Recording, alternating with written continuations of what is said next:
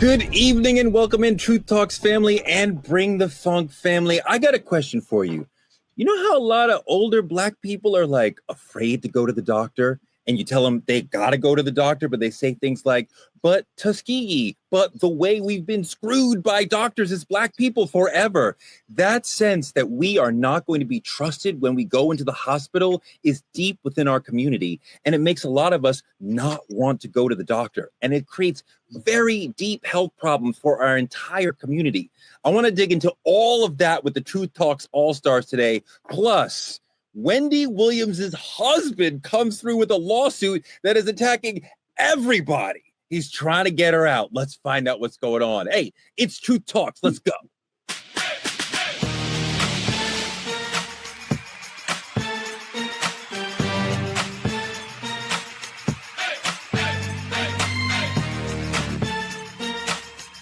Are y'all ready to roll? Let's go.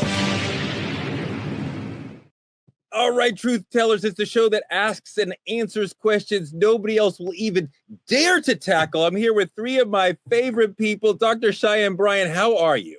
What's going on, Torre? Your C3T3 curls is popping today. You did your thing this morning with the curls. What's going on, Truth Tellers? We're not going to talk about Torre's curls today. We're going to talk about things that are much more important than that. So let's get into it. What could be more important than my hair? Oh, your hair, Maniac's hair, which is also looking beautiful this morning. Congrats on that. Dimitri Wiley's in the house with no hair. How are you? It's a pleasure to be here. No hair at all.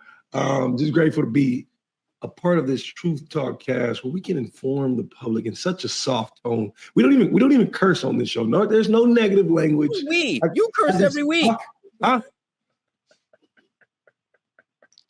I like that Dimitri looks like he's in an expensive home. Very nice. Very nicely done there. Nice. Upgraded. And speaking of expensive homes from Southern California, Judge Lauren Lake is beaming. Are you coming from a mansion in Beverly Hills? Because all the law degrees make it look like there's probably a mansion behind you.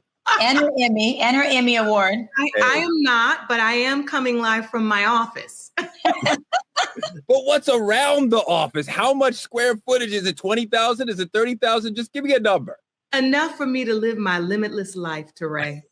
I love that answer. I love that answer for you. Next time I come to California, I'm going to find out. I'm going to bring my tape measure and I'm going to find out, Cheyenne. I'm going to let you know. Let's go into trending truth. Number one story is big. The icon, the former talk show host, a friend of this show, Truth Talks, Wendy Williams, one of the greatest broadcasters of her generation, is at the center of a bombshell guardianship lawsuit. Her ex-husband, Kevin Hunter, filed a $250 million federal complaint against her court-appointed guardian, the judge in her case, Wells Fargo, her assisted living facility, multiple advisors. I think Dr. Cheyenne Bryan has mentioned this. Maybe she's trying to free Wendy once and for all. She's not really talking about Dr. B. I mean, he's firing at everybody to try to save Wendy. Lauren, Kevin Hunter has gotten a lot of criticism in this era of Wendy when she's sort of been away from the mic, away from the stage. But in this moment, he seems to have a chance to go from scandal mongerer or villain in this to the hero. What do you think is going on here? From scandal to savior, or is it just him being selfish, right? A lot of people are questioning his motives behind this, considering the fact that this original kind of mental breakdown, the trouble she was having, stemmed from him having a child out of wedlock. That really is what people say started this. And so it almost seems like an eerie full circle that he would be the one filing this suit. Now, he says he's doing it on behalf of their son. They do have a son together, and that we cannot change. And that is very true. We've also heard many people over the last couple of years shouting free Wendy, and with the, this entanglement, this legal entanglement she's in between her guardian and the bank and everything they're recommending. And I mean, you see these videos of her at the window knocking. She's been able to do a couple of interviews, but then it seems like she gets in trouble for doing that. I sat down last night and was thinking to myself, well, who will be able to get her out of this, right?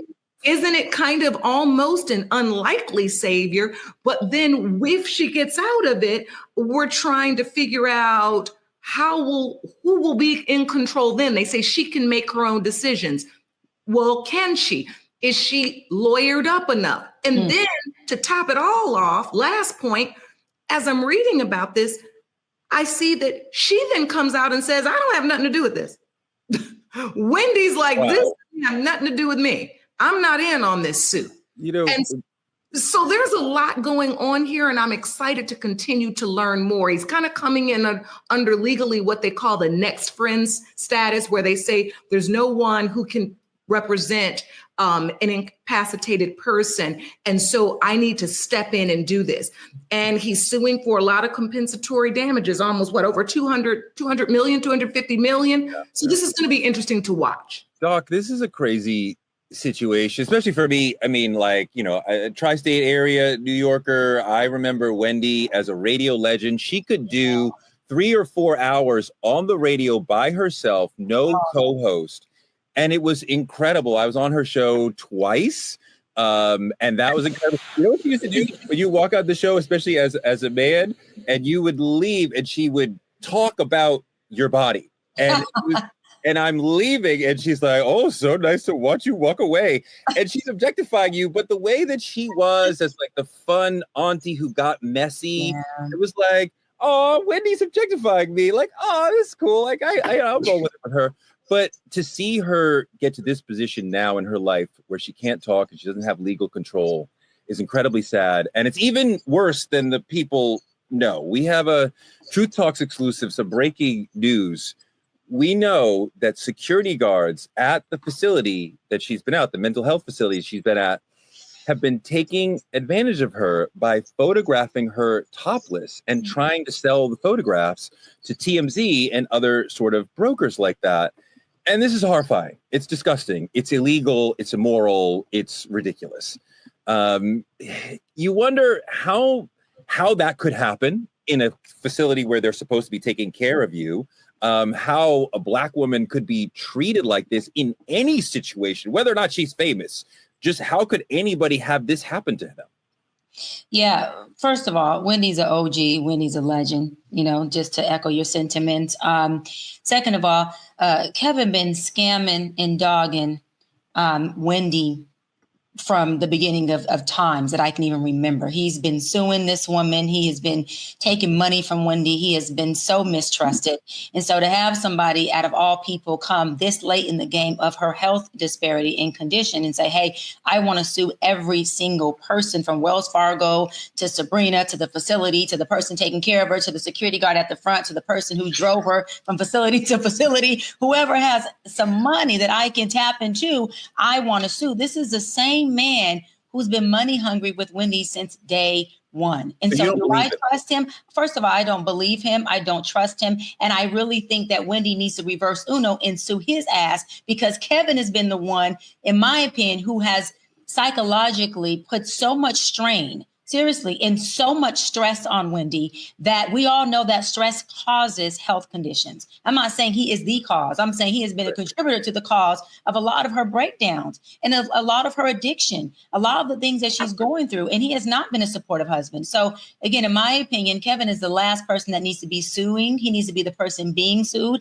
And I really, really hope that they don't allow him to get away with this, because we know that one thing for sure, he is going to have his hands all in the cookie jar. If any of these lawsuits go through, Kevin is going to benefit more than anybody when it comes to the financial, monetary space of it. And he's not going to lend one hand, as he hasn't, to the medical care and the care of Wendy. He's just not. He can care less. It's a really smart point that he's not doing this to save her because he cares about her. He's doing this to save her because this is where the money is now. Before, the money was in her being on stage and on the mic. Now the money is in suing other people to rescue her. And I hadn't... Let me be clear, Torrey, hold on. He's not trying to save her at all. That's what I want to make sure my point is. There is no saving of her. This is all a selfish act of, I see an opportunity where I can get money from a woman who is getting neglected healthcare wise, and through her health, her healthcare providers. And let me see how I can come in here and profit off of somebody's demise.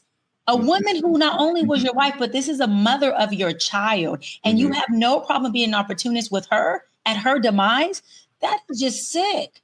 I think Demetri, I think she's absolutely right as far as the motivation that she's seeing in Kevin. That fits the person we have seen throughout this Wendy saga. Demetri, what do you think? You know, the thing about it is I'm gonna have to play a little devil's advocate on this one. You know what I'm saying? Like, let's keep it honest. The question becomes, did she have more or less problems when Kevin wasn't the gatekeeper? You know what I'm saying? Like, I ain't saying he was perfect. I'm not saying the guy was perfect to no degree. I know he did his dirt. He had the baby situation. You know, relations and love and marriage and all those things can get very sticky sometimes. But like, she was sharp when he was in the picture. She was getting that bag. She was on TV every day. You know what I'm saying? I ain't saying the brother did the best thing, but he at least kept the wolves back. And I think that's something, you know, to acknowledge. I think that it's a lot of money on the table. I think at any time you mix a lot of money into anything, it can always look like you're trying to come up. 250,000, you know, 250 billion, half a billion is a fuck ton of money, a lot of money. There he is. There it is. There's I'm sorry. It slipped out, Tori. Not no more. But maybe Kevin ain't the hero we want, but maybe Kevin's the hero. Lauren, Demetri makes me think about how quite often our husband is the worst person in a woman's life. And she may not realize it, and it may not pop out every single day. But when you step back, you're like, you have been the one holding me back. You have been the one getting my way. Is this another example of that? You can't deny they built an empire together. That's undeniable. You can't deny that. And we used to hear countless stories about him kind of being that handler. And I don't mean in a criminal way. I'm talking about just the person that managed things, kept people at bay so that she could be the great entertainer that she is and she was and still is. So I do think there's something to be said. I also think having a child together, right? You create this empire. You want that empire to be passed down, or the fruits of it, to at least her one heir, which is her son. And so I think the argument that her son is still there, she would want her son to be taken care of. She loves her son despite whatever issues they may have been through. It's a very complicated situation. And look, as a person who has dealt with family issues for over the last 3 decades, to Demetri's point, they're complex, right? And sometimes the hero we need in a certain situation is not the hero we want. The problem is that if he gets her from this hurdle, right? If there's movement and we get her released from this, as he said, this bondage, this unlawful bondage that she's in, who protects her then? And does he have the same? I can see Dr. B saying, and I don't think so either. And that's where I think, Teray, your question is so, I don't know, it almost gets, it has me feeling sick in the pit of my stomach, because I look at a woman, and one of the most poignant things she said, as we saw her in moments of clarity over this past year, she says, it could happen to you. She said it on that documentary. Just know, to every woman out here, this could happen to you. And as a woman out here with one son, I align so much with Wendy in the years she's had in this business. I've worked on her show, been a guest on her show many times. It is scary. It is absolutely scary that in a moment of weakness, everything you work for can be taken away from you. Others can be controlling your destiny. And you say to yourself, okay, the only person I have potentially that's fighting to save me is my ex-husband. But as I said, I'm reading that she's saying I have nothing to do with that, and I don't want him involved in my affairs in that way. And so there's that. That detail that she doesn't know, or she's not participating, goes to what Dr. B is talking about he's doing this on his own, not to save her, but to enrich himself. And if she gets saved or out of the trouble, whatever, then that's a side benefit. It sounds like it. Yeah. So I want to move on to our politicking segment and bring in a friend of the show and an important person for this conversation, Gerald Griggs, president of the Georgia NAACP, great attorney. You've been on the show with us before, so you know the deal. For the first time in 116 years, the NAACP will not invite a sitting president to its national convention, which is July 12th to 16th, Demetri. It's in Charlotte. If you want to go, not far for you. I think it's actually a really good idea to go and see what's going on with the NAACP right now. The reason they say they're not inviting Trumpy, as if they have to give black people a reason, is because he's a threat to civil rights. Yeah, no kidding. Has the NAACP finally drawn the line, or are they a little late on this? Dr. B, I did feel like the NAACP has not been the strong stance, it's not taken the strong stance against Trump that I would want. Where are they? Yeah, welcome, Gerald, my NAACP brother, wherever he is. I'm president, as you know, of LA, San Pedro, Wilmington, Palos Verdes here for the past 12 years. It's been an honor to work with us. So welcome back to the show. We had an emergency meeting, National did. I'm not sure if you were on that call, where they prepped us and let us know that we are not inviting Big T to the cookout. He's not invited to the convention. And I love that you said, Touré, that we don't need a reason, because we don't. Black people don't. We just do what we do, and it is what it is, especially as the biggest civil rights organization in the world. But I don't think that NAACP is just finally drawing the line.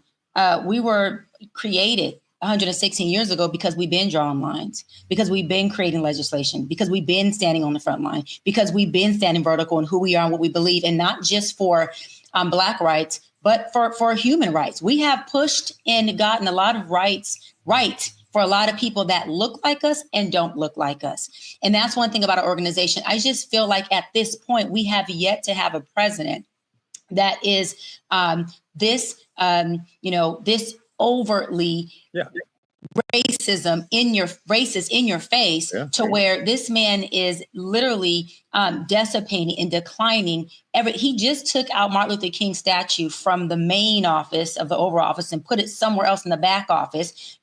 So what we're saying is we don't have the Senate, we don't have Congress, we don't have Supreme Court, but what we do have is organizations like NAACP, and we do have to do what we can. And with the Dems not being in a position of having muscle, this is where organizations like us do stand up and say the muscle that we do have, that isn't red or blue, it's just about human rights and civil rights, is a muscle that we're going to stand on and we're going to flex.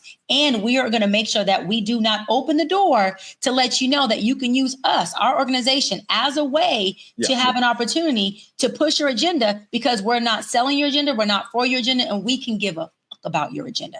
So you're not even invited to the cookout. She makes a great point about why we all hate Trump and why he should not come. But I think the other side of that, the real side of that for me is, okay, where is the NAACP in an incredibly important, historically, organization for Black people? And we wonder if the modern NAACP is prepared to deal with a threat like this. And we can argue all day to the choir about how bad he is. But is your organization nationally and in Georgia strong enough and prepared to deal with the threat we have right now? Absolutely. And I stand firmly behind the decision that was made by President Derek Johnson and the board to disinvite President Trump. This isn't the first time that we've actually invited him. We invited him in 2016, 2017, 2018, 2019, and 2020. Well, because we want to make sure that we have a robust conversation with the White House. And as we was just stated a few minutes ago, there was an emergency call to outline the reasons. And the very reason is he is a consummate threat to civil rights. This is the man who tried to erase Medgar Evers. This is the man who tried to erase Harriet Tubman. This is the man who just a few days ago removed the bust of Dr. King. This is the man in his first few weeks in the White House issued an executive order on DEI, trying to take out Black history, Black excellence, Black everything. And so for the NAACP, to answer your question, is it prepared? Yes, we've been prepared for 116 years. We've dealt with far worse than this president. But what we're not going to do is give him a platform to Black America, to minority communities, to speak directly to them when he's done nothing for them. So the NAACP, yes, we are prepared for this moment. We've been litigating in the Supreme Court for the last year against this president. But what are you doing? You've removed his platform. Great. You should, but he has a platform every day. What is the NAACP doing for Black people in the face of Trump, besides not giving him this platform? Well, we're litigating cases in the Supreme Court right now. In Georgia, we just won a Supreme Court case in the state of Georgia to remove the the Georgia Elections Commission's rules that were unconstitutional. We just won that about 2 weeks ago. So each and every state conference, each and every unit is fighting in their communities. At the national level, we're going to talk about that in a few minutes. They are suing in Memphis to prevent Elon Musk from continuing to pollute the community. We are suing on birthright citizenship. We are suing over and over and over again. And then we're marching, we're protesting, we're advocating on the local, state, and national level. So we're doing a lot. Many of those actions don't get the media coverage that Donald Trump does, but I would stand on this. The NAACP has been here before Donald Trump. The NAACP will be here after Donald Trump, and the Black community will be in a better place because of the decision we made to disinvite him. Come on, Gerald. Lauren, let's talk about the NAACP, because it's been same question. It's been an incredibly important historic organization. I'm wondering, are they able to deal with the tactics and the war that we have right now with Donald Trump? You know, my thought is this. I commend the statement, right? That means that, listen, you're not for us, so don't come be with us, basically. I do then have the follow-up question. If we now cut him off, right? Keep our protests going, all of our lawsuits, you're doing what you do. If we ever, do we feel like we'll never need to have his ear? Never have, is the reversing of that lack of access going to come back to bite us if and when we need it? If we need to get to the table to say, listen, we need to address something with you. Lauren, when would you trust him as an honest broker? I would never. I'm just merely asking a question. Since we have the experts on, I'm asking the questions that I think people might want to know, right? If there's ever an instance that we need to say, listen, because you basically answered the way I would answer, why would we trust him anyway? But I'm asking the question because I think people do want to understand that if we're never, ever, right, throughout the rest of his term when he's here, able to have access to talk to him, to negotiate with him, how will we manage that? Are we continuing the legal route? What is that? Yeah, Teray, I wouldn't trust what he said anyway, but I also would like to know the path, that I know they didn't just say, we're going to disinvite him and then that's it, cut him off the list. You all have had subsequent discussions about how we accomplish our goals after we make this move, because we do know we're dealing with a personality that as soon as we put on the table, I'm not invited, y'all don't like me no more. Okay, it's wipe your hands of that. Now it's going to be the fake news NAACP. I mean, we know how this goes. So all I'm asking is, what is the follow-up and how do we move forward? Gerald, it's a great question. Are you saying you'll never talk to him again? I mean, Lauren and I are like, you may need to talk to him, but we can't trust him anyway. So maybe we shouldn't ever talk to him. Like, is there a future posture? There's always a future posture. And I think the easiest way to bring him back to the negotiation table is litigation. You know, he has the bully pulpit, but he's only one of the three co-equal branches of government. So he does not have all power. We have direct communications and relationships with members in the House and the Senate. And of course, we always win at the Supreme Court level. So, you know, for him to say, oh, we're the fake news NAACP, okay, prove that. We have a track record of 116 years and you have a track record of how many lawsuits? How many times have you been caught with your own fake news? And so I think that the position the NAACP has taken is a historical, strong step to send a message to say no. This may be the first time in his life that he's heard the word no. And if he wants to come back and have a conversation with us, the courthouses are open 24/7 and the House of Congress is open. We have a lot of tools at our disposal. We've been doing it for 116 years, and we're prepared for this president, whichever route he goes. I think that Trump has heard no many times from the women who he forced himself on, but he just didn't listen to the no. But your faith in the court system and the Supreme Court in this moment is not shared by me. And we see a corrupt court system that seems to be making decisions that are shocking all of us. And even the Supreme Court seems to be not even in a reasonable state of mind. So I can't go forward with you. I'm like, well, we'll just handle him in the court. We'll see you in the court. We got the Supreme Court. Like that does not vibe with the newspapers that I'm reading. Well, see, that's why the newspaper don't understand how litigation works. And the main issue is if Thurgood Marshall put his confidence in not the court, but in the law to end segregation with a more conservative court. President Eisenhower was asked what his one mistake was, and he said he's sitting on the Supreme Court. The Earl Warren Court was the most conservative court, and it became the Civil Rights Court because of the litigation of the LDF and Thurgood and the NAACP. So it's not that we trust the justices, we trust the law, and the law is what it is. Donald Trump can write any executive order he wants, but we still have the 13th, 14th, and 15th Amendment. We still have the Civil Rights Acts. And so what we're saying is we are ready to litigate, and we know that we will win. Wow. Okay. I wish I shared your confidence that the justice system will do the things that they are supposed to do. And obviously, I wish you Godspeed, and I want you to win because your victory is my victory. I just don't share your confidence at this moment. But go out there and win and prove me wrong and come back on the show and tell me, look, we won here, here, and here. I would love to be wrong, especially on this issue. But I want to move on to our main topic because it's I want to give Dimitri one chance to get in this conversation actually before we move on to the main topic, because I do want to hear you. Because Dimitri, when it was Black Lives Matter in the forefront, I was like, I think their vibe, their tactics, their whole thing fits with your sort of vibe and your generation. I wonder if you feel like the NAACP is anachronistic for you and your generation, or are they still important in a world where BLM is here? I think still important for sure. I think it's about knowledge and knowing. I think the biggest takeaway for me is we miss out on the idea of how powerful hope is and how powerful this can provide hope to our generation.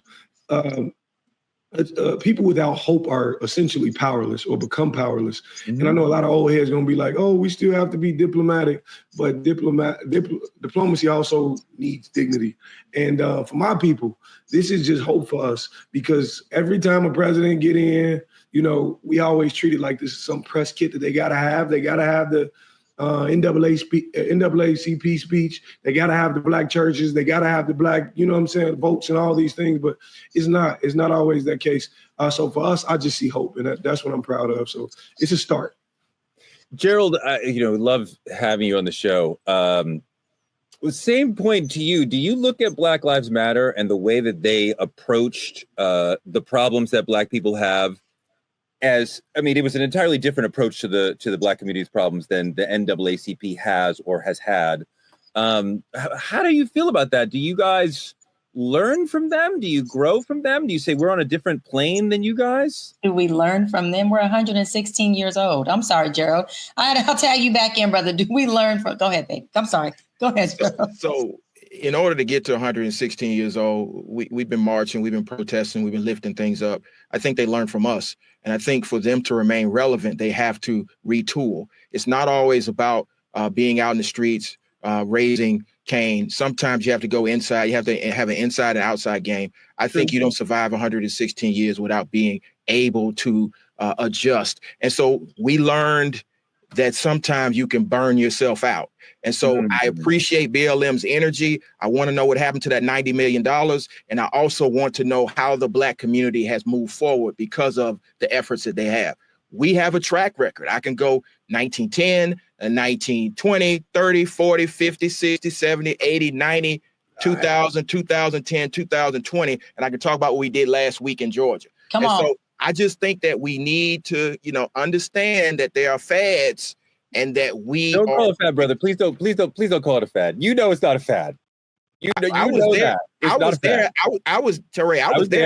I was there at the founding in Atlanta. I know it was a founding of what? I know many of the activists that are part of BLM who have gone on to do other things. You cannot say the same thing for the association. The association is going to be strong. It's going to be strong in Charlotte. We're going to have a strong agenda, and we're going to continue to fight for the liberation of our people. I know you will. I wonder if the tactics and the vibe, because you were so important in the 10s, the 20s, the 30s, all of that, without a doubt, we would not be here without the NAACP in the 30s, 40s, 50s, 60s, 100%. I just wonder where you are in this moment and the challenges we have right now with Trump and police brutality, police violence, mass incarceration. I don't feel you now, and I want to. I want to feel everybody, BLM, NAACP, and I don't feel you. I want to feel you. I want to feel. I see you. I hear what Dr. B talks about and the pride she has in the NAACP community that she has. But I want to feel you. I want to feel you. Gerald, I am so honored and happy to have you on the show. Will you come back this week? Absolutely. All right. We're going to continue this conversation because the NAACP is, of course, important. And, of course, BLM has learned from NAACP 100%. But there's more to the conversation. But thank you so much, Gerald. Let me move on to the main topic because this is a really important topic. I want to spend some time on this. Why do so many Black families want to ignore the doctor? We skip doctor visits. We silence mental health struggles. Sometimes we mistake strength for neglect. And I want to dive into the generational trauma, the cultural pride or stubbornness, the deep distrust that keeps us from getting the help that we need. Because we have family members and elders who suffer in silence, not wanting to get medical care. And we're like, why do so many Black families treat illness like a weakness that is not to be discussed and dealt with? Let's take a look at this video.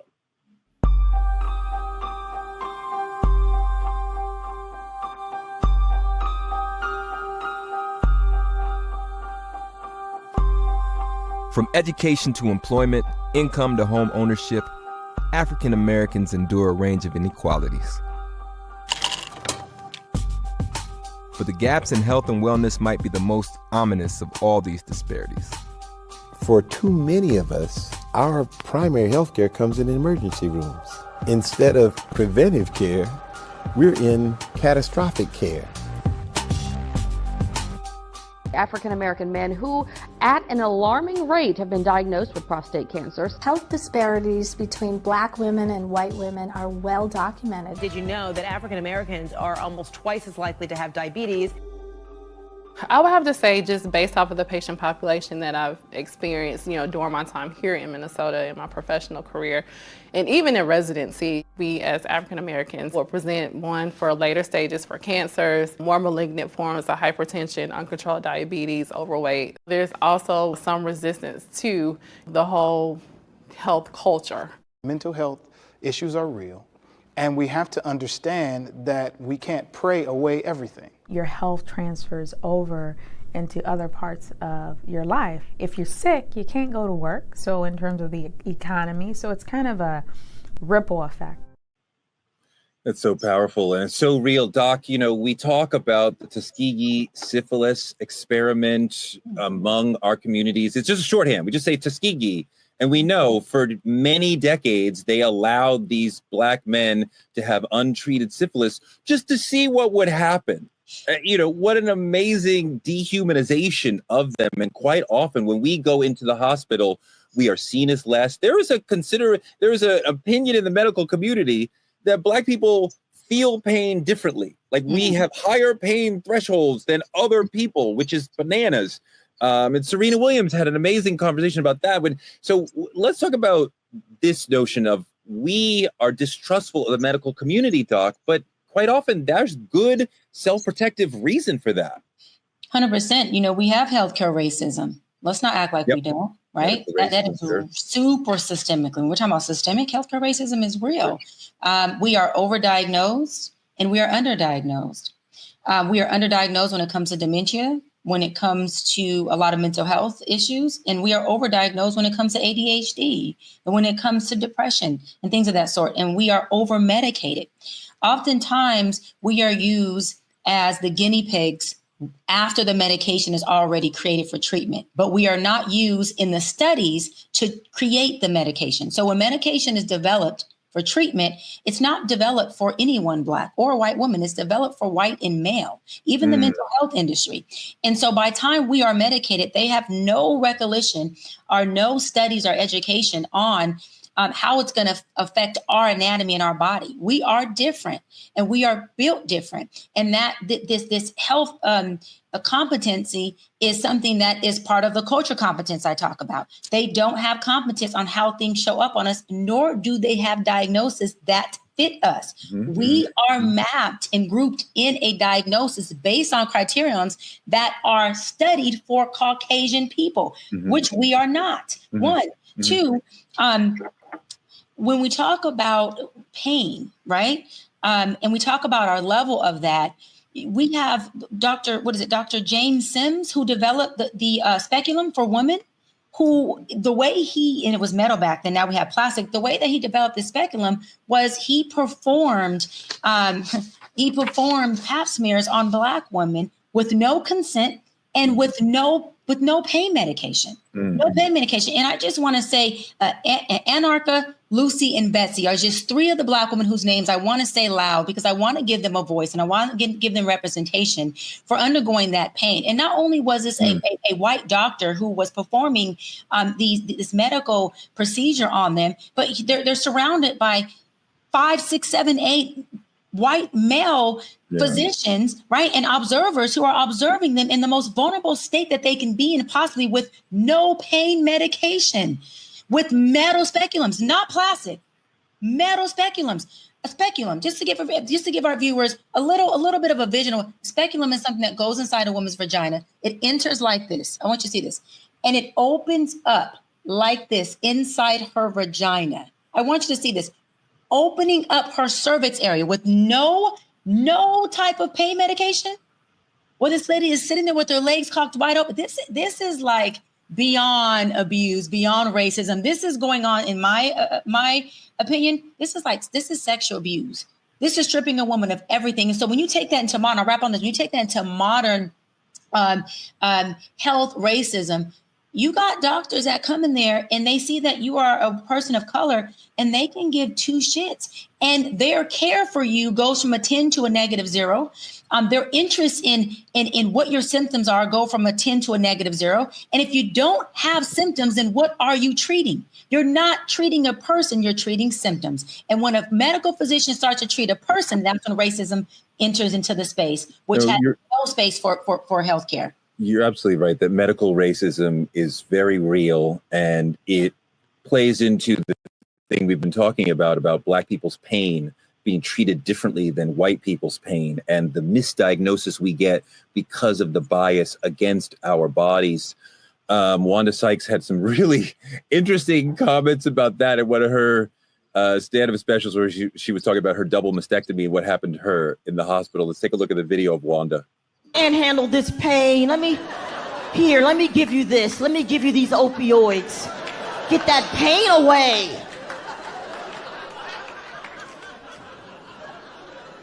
They don't give us the opioids. They're like, you can take it. Walk it off. I had a double mastectomy. You know what they sent my Black ass home with? Ibuprofen.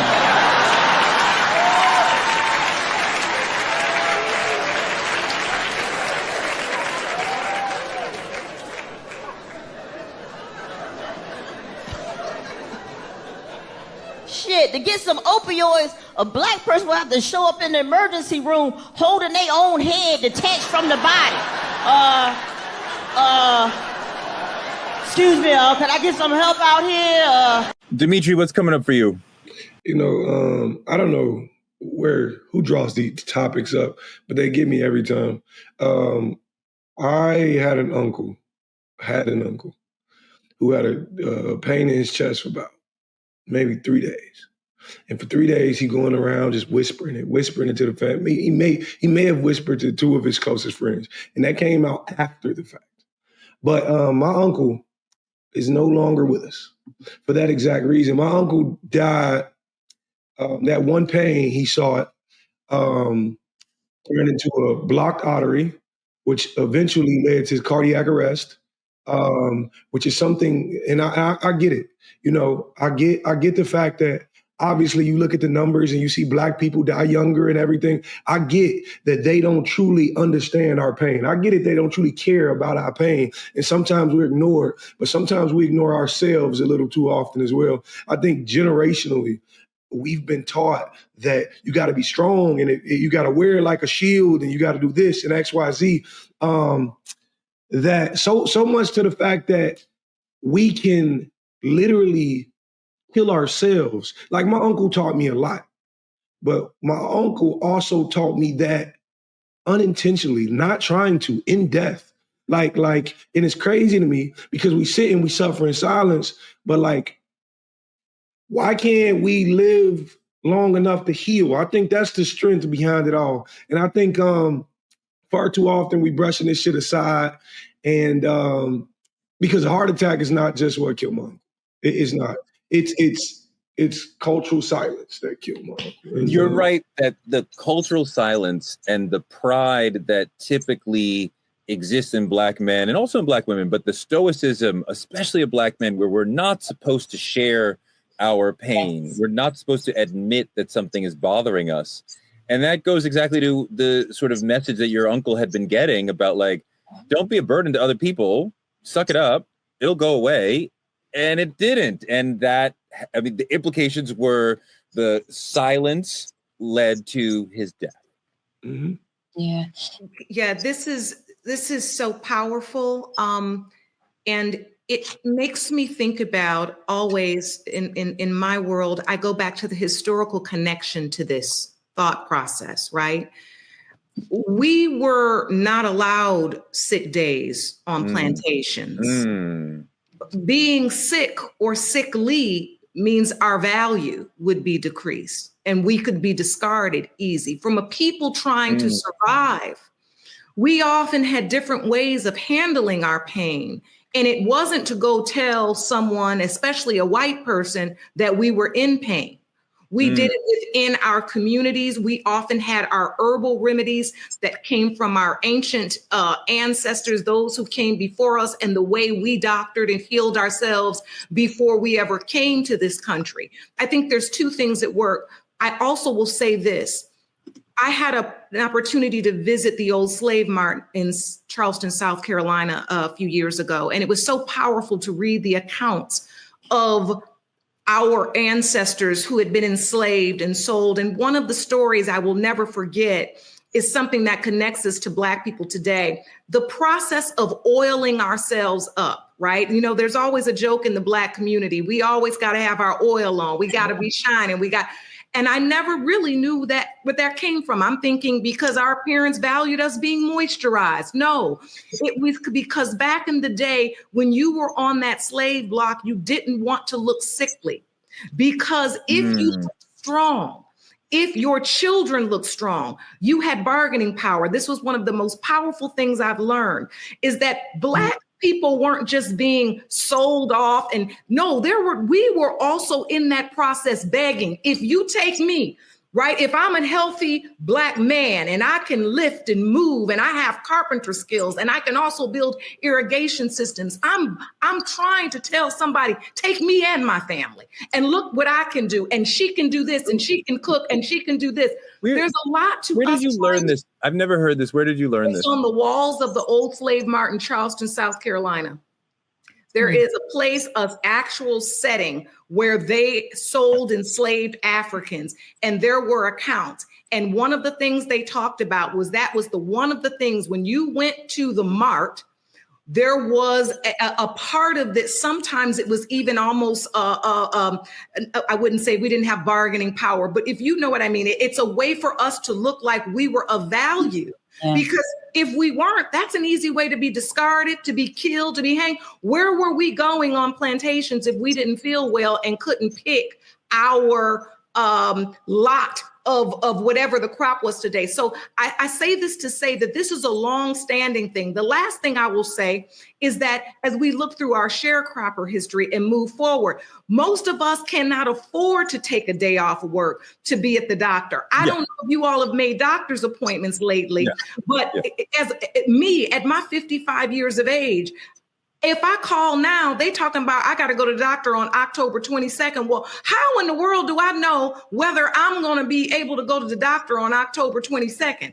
I don't even know if I'm going to be free that day. Can I take off work? There's so many factors that lead us to this place. Although all of you are right, we do need to be preventative other than reactionary. But there's an entire system and an entire historic it's almost it's a web that we've lived through that make us not trust medical professionals and make us not in position to spend all day at the doctor.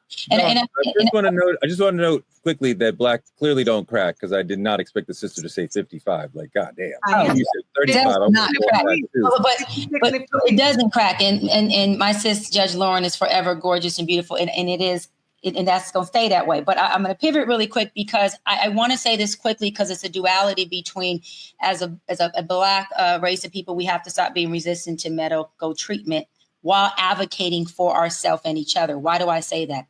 And we also have to understand the importance of support. I'll make the story short and quick without getting too emotional. My father had prostate cancer that metastasized into bone cancer. So he died technically from prostate cancer. Why did it metastasize? Because he took too long to treat it. And by the time he did get diagnosed, he had a conversation with me that said, look, I don't want to get treatment. And I feel selfish because I have 6 kids. But if I don't get treatment, I die sooner. If I get treatment, I live longer, but I don't live in a good quality of life. How do you feel about it? And I explained to him, I love you as your oldest daughter. Whatever makes you have the best quality of life in your last years, I support you. Let's rock and roll. But what happened is my father was sneaking and going to the doctors, and he wasn't telling us. I found out his doctor's appointment by going into his medical records, and I showed up. And as I showed up to Kaiser Permanente, he was walking, and he saw my car, and he jumped, and he said, "What are you doing here?" The Bentley? I was in G-Wagon. But as I got to park, he said, "What are you doing here, baby?" I said, "What do you mean? You're my father. I'm coming to the doctors with you." He said, "No, you're not." I said, "I'm not only coming to the doctors with you, but I'm going in the room with you as well." And there's no negotiation. So as we got into the lobby, they called his name, and he's looking at me like, "You're not coming in." I'm looking at him like it would be hell and hot water. I'm coming in. And as I sat there with my father, and every time the doctor asked him something, I noticed that my father looked over to me for a head nod, for support, or for something that let him know this is the right decision or it's not. When we got into the pharmacy, my dad looked at me to get his medication because he would not accept it until I went with him. And I said, "Daddy, let's just get the medication. You could decide not to take it if you don't want to later. Let's just get it in case you decide." He looked at me and he said, "Baby, I want to ask you to never stop being the way you are. I want you to make sure that you continuously always show up." Where's the tissues? Hold on. Where's the tissues? Let me tell you why. He said, "Because it wasn't until you showed up to this doctor's appointment with me and I seen you advocate and fight for me the way you did, that it gave me hope and gave me another up to want to fight and figure out how I can fight this thing and live longer." What am I saying? What I'm saying is that too many times, yes, Black women, but Black men are undergoing stress and healthcare issues by themselves, Black boys and Black men. And we have to do better. Whatever race you are as a woman or as a people, if you have a friend that's Black, a father that's Black, we're supporting them. And sometimes that looks like showing up when they say no. It looks like having a voice for them when they can't. It looks like advocating for them. I would never take back that moment when I seen him look at me and go, why is she here? But this is just such, in his head, I knew he was thinking, this is just such like my daughter. And I bombarded the whole damn thing. But it may have not saved his life, but it gave my father the support that I believe he had at the beginning and allowed me to do and us to do. I really believe it would have gave him a shift in his mindset on the choices he made in treatment. And so, again, I want everyone to just understand, I'll wrap on this. Yes, we need to not be resistant to medical treatment, but we also have to make sure that we don't listen to a no when we know someone is sick. We don't listen to "I'm okay." There are times where it's okay to break through that door and say, "Listen, whether you like it or not, I'm going to sit with you while you cry. Whether you like it or not, I'm going to make that doctor's call with you. I'm showing up to the doctors with you. And if I got to hold your hand, you don't want to take the treatment, I'm going to hold your hand. I'm going to support you until you take your last breath or until you make a better decision," because it's really important. That was a really beautiful, powerful story. And I'm going to hold on to that as my mom continues to age and as the people around me continue to age, that sometimes we need to be an invasive force of love and presence of like you said, like, I'm going to sit with you whether you want it or not. I'm going to come to your dad. Like, that was really beautiful. I could see your dad like, "What are you doing here?" But then he like knows, like, I kind of knew you'd show up eventually because I know how you are, shy. Like, that's beautiful. That's really beautiful. I really do need some tissues. Dimitri, go get me some tissues. I want to make you guys cry even more with this tragic story of this sister, Adriana Smith, a young pregnant sister who was declared brain dead back in February. But because of Georgia's abortion laws, where they can't end the pregnancy, they had to keep her alive for months before they could deliver the baby, who came out 1.5 pounds. It's a tragic story. Get more Kleenex. Get the whole box. Let's run this video. April, thank you so much for taking the time to speak with us today. I want to ask first, how are you doing? I'm doing as well as possible. It's a very, very tough situation for me and my family. It's just unbelievable, and we have a lot of emotions. So it's a lot. Yeah. It's a lot. You had some new information. We had a new addition to the family come just last week. Adriana's son was born. Yes. Chance was born by emergency C-section on Friday about 4:41 a.m. And he's fighting. He's in the NIC unit. He's about 1 pound, 13 ounces. And he's expected to be okay. He's just fighting. Yeah. We just want prayers for him. Yeah. Just keep praying for him. He's here now. That was the mother of the sister who passed away. So the grandmother of this 1.5 pound baby is, Dimitri knows the baby's supposed to be around 7-8 pounds. So that is a teeny tiny freebie. They say that the baby, the boy, should pull through, but God only knows what's going to happen to him coming out so early, coming out so small. He's missed really important moments of development. And of course, he's missing his mother. You know, I mean, he has his grandmother who loves him and is clearly putting her life aside for him. But my God, he's missing his mother. And this is insane. And you see the way that the woman, Lauren, loses control of her body in the way that Republicans want to do abortion. Are you coming to me? I'm sorry. Yes, I'm still trying to get my tears back. Doc worked me up. I was trying to hold it back. Then the story came on. I'm like, Lauren, pull it together now. Take deep breaths. This is a very difficult case because this beautiful baby is here fighting for its life. And now this family, right, is mourning the loss of their daughter, but now trying to figure out how to best take care of this baby. As I have researched, I don't see where the medical fund that was provided by the state, where is it? Is it there? And any of us who have been through medical issues with family members or with ourselves know how absolutely positively financially it's the destruction is just, people don't understand.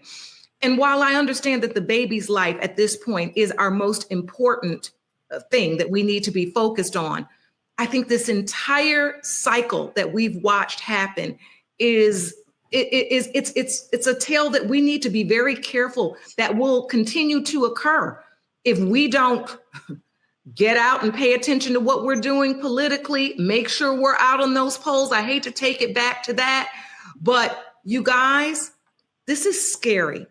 I think about the long lasting effects of this child. And you know, like I said, I'm trying to get my thoughts together because I'm also holding back tears because I had an emergency C-section. So that feeling of that moment where it's you're in a natural process and then the hospital takes over. Now, while I was not in the position of this beautiful young woman where I lost my life, trust me, in that moment, I didn't know if I would or if I wouldn't, right? Because of what we talked about in our last segment, the mistrust and not understanding. When those lights start flashing and people start moving fast and you need this and the baby's heart is dropping and you gotta go here. You don't know if you're coming out. And as a mother, I didn't know. I just hope that my baby did. And thank God we were both okay. But this is so scary. I don't really have a great word to say. There was a moment when you didn't know if you would make it? No. I didn't know because of, as we talked about in the last segment, when the machine takes over, and trust, I don't want to demonize the medical profession because they're amazing doctors, but there's a moment, if you've ever been in the hospital for anything, and I had never been a person that ever stayed in the hospital overnight for anything. I've never even broken an arm or a leg. So me giving birth to my son was my very first experience in the hospital. And when I had my plan, and I'm going to have a natural birth, and the family can be in the room, and you write your plan. And the next thing you know, everything starts going to plan, and you're hearing everything you say, how in record numbers, they give Black women C-sections, right? And that's not always the healthy thing to do. And then they're calling for the emergency C-section, and you're trying to say, is it really an emergency? And then they're shooting you with the epidural, and then they're getting you ready. And you got these people, and if you're like me, where I'm trying to figure everything out, and then I realize in that moment, I'm almost helpless. Yeah. They're about to do to me what they feel they need to do to me. Yeah. And it is fearful. It is scary as hell. And everybody's putting on the bonnets. And my husband, CJ's dad, is getting dressed, and my dad runs out, and he's too scared. Oh God. And you don't know if you're coming out. Yeah. And I think people don't really understand that as women, especially as Black women. Because a lot of times where we're giving birth or where we are, not everyone there looks like us or maybe values us. You don't know. You don't know. We see here Black women, pregnancy-related deaths, way off the charts. White women, 13 per 100,000. Black women, 40. I mean, And can I just say this one last point? Because I want to bookend it with something, because I think it's important. Because of that, that's why for me, often we don't want to stay in the hospital. And that's also sometimes contrary to our health needs. And we need to be cognizant of that. And I would love to do more shows on medical advocacy, because when I had that C-section, the rule was when you could walk around the hospital unit pushing your baby, you could be released. Right. I did that within 36 hours after I gave birth, because I wanted to leave. Wow. Right. Now, I don't know if that was contrary to my health, but I'm just being very honest here. I wanted to leave. Lauren, because this is happening in Georgia and it's a legal issue, I want to bring back in Gerald Griggs, attorney, Georgia native, president of the NAACP in Georgia. So you're just speaking to this issue in so many different ways. I just wonder what this story brings up for you. This sister who's forced by their abortion law to have a 1 pound baby, the neurological and physical issues that this baby will have through its childhood, God only knows. It's a horrendous story for the family, but it's also extremely frightening. And it's not only happening to this family. Absolutely. And this is the third African-American female in the last year that we've heard about this. Amber Thurman, Candy Miller, and now Adriana Smith. And my heart goes out to her family to go through this type of horrific experience that could have been prevented. Georgia is one of the few states in the nation that has a draconian six-week abortion ban. And there's been litigation around that to stop this. And for the governor and the attorney general to tell the hospital that the abortion ban has nothing to do with this is the actual reason why the hospital kept her on life support, so they would not violate the law and be subject to criminal prosecution and civil sanctions.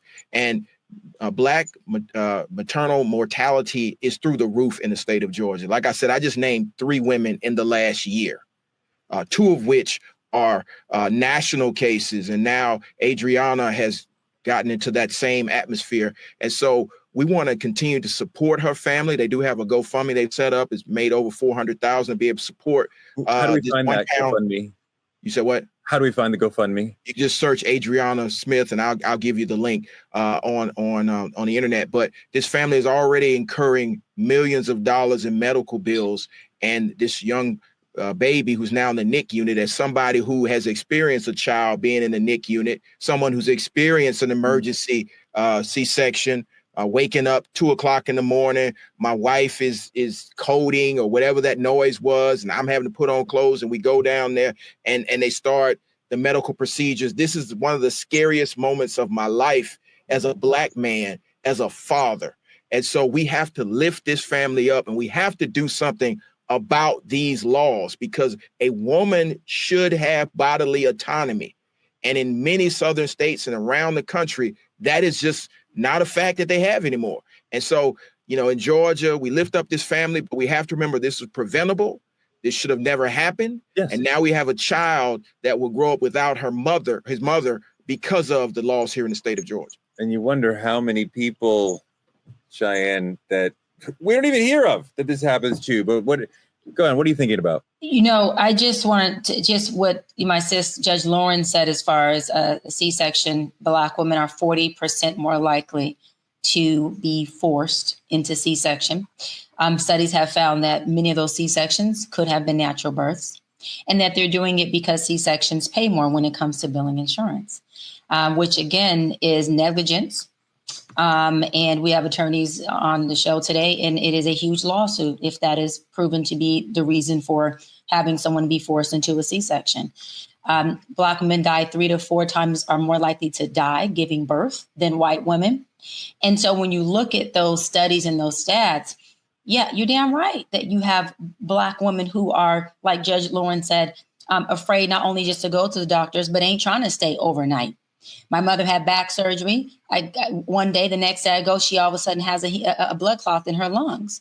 Why is it that she has blood clots in her lungs? Why is it that her room is the only room that has trash cans and trash?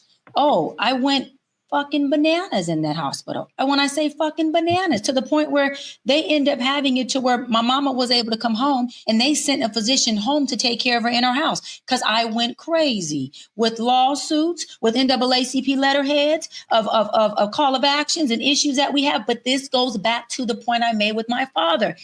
Advocacy. We have to advocate for ourselves. We have to advocate for our family members. We have to advocate for our loved ones. You have to have somebody who's in there in a sane mind that can say, this is some bullshit. This is not okay. This is negligence. And why is it that this room is not up to care? Why is it that you have a person here who has let's just say who has staph infection with a person who doesn't, when we know staph is something that is completely contagious and can kill somebody?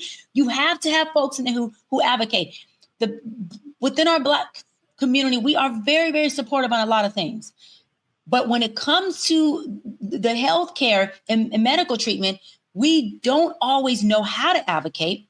We always feel like we are not in the position to advocate, and we feel like we are at the hands of the doctor. We have the right to say, absolutely no, I'm not going to receive that care. I have more questions before you provide that injection or that care or that longevity of stay for my child. Absolutely fucking not. I have more questions. I want a second opinion. I want a third person in this room. And I want you to make it clear to me what you're treating. What are the results of it? What are the side effects of it? And what does this look like for aftercare? We don't ask questions, and we're not advocating for each other. These are important questions, Dimitri. We also have to understand that the doctors are told you're only supposed to spend a certain amount of time with each patient. So they are on the clock as soon as they walk in your room and expected to move on to the next room very quickly. So the conversation that Doc is saying that we should have, she's right, but the doctors don't want to have it because they are being told, move on. And they get a little, quite often, imperious and aggressive. I also want to call out, again, Dr. Bryant with the aggressive love. I appreciate it. I love it. She's like, I'm going to love you no matter what. But Dimitri, I don't really want to go to the doctor. I mean, you can call me an old Black man if you want, but she might have bad news. I work out. I take a protein shake every morning. Like, I feel fine. Like, why go risk her? How do you and other people your generation feel about do you like the medical racism we've talked about? Does that prevent you from wanting to go to the doctor, or are you guys on a different mindset? You take your protein shake. I'm gonna take my ass to the doctor. I'm at the doctor every time I can be because I've witnessed what happens when you don't. I've witnessed, and that's not a generational thing I want to push on my son. Tell him, be strong. Oh, you'll figure it out. Oh, it'll heal. Oh, XYZ, blah, blah, blah.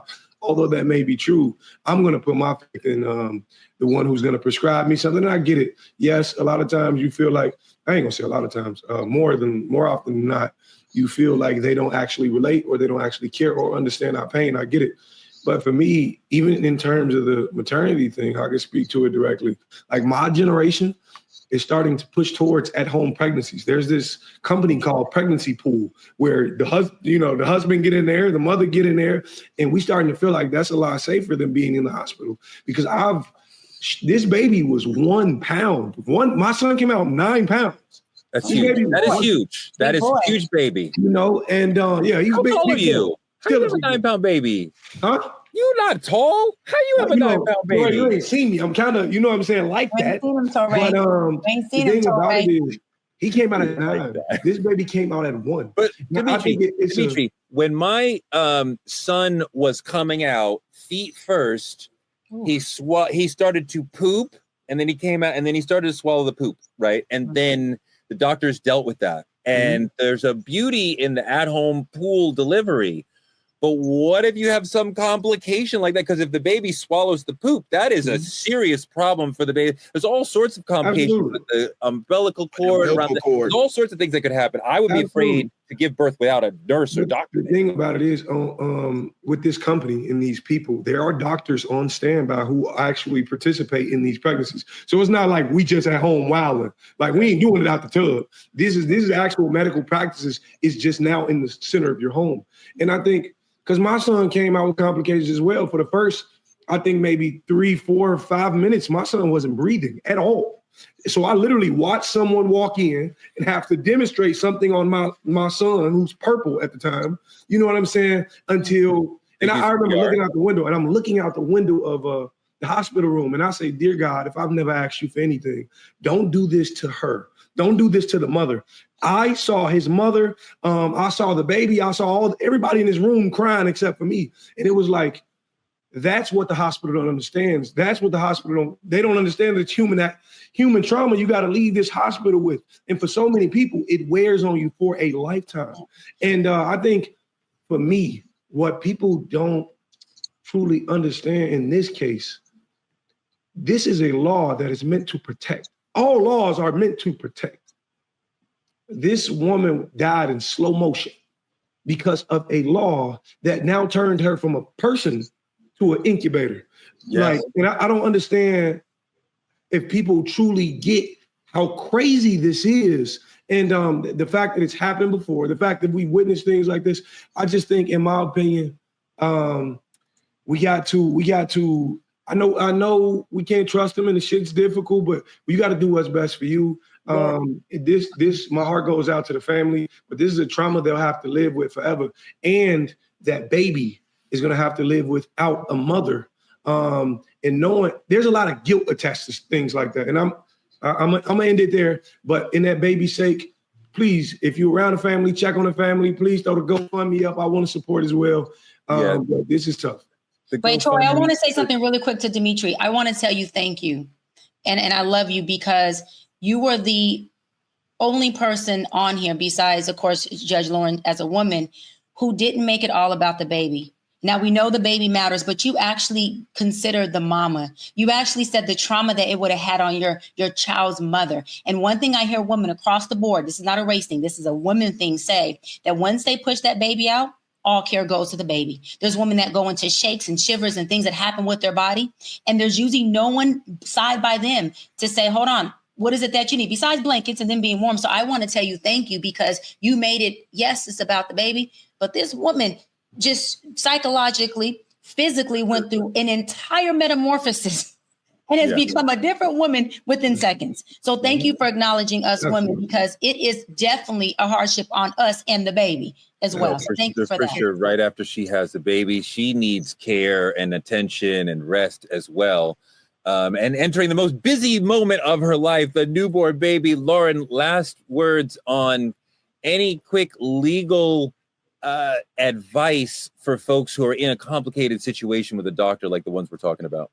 I think what you've heard Dr. B talk about is so important. If possible, please have someone by your side, someone there that can take. I am a big believer in writing notes.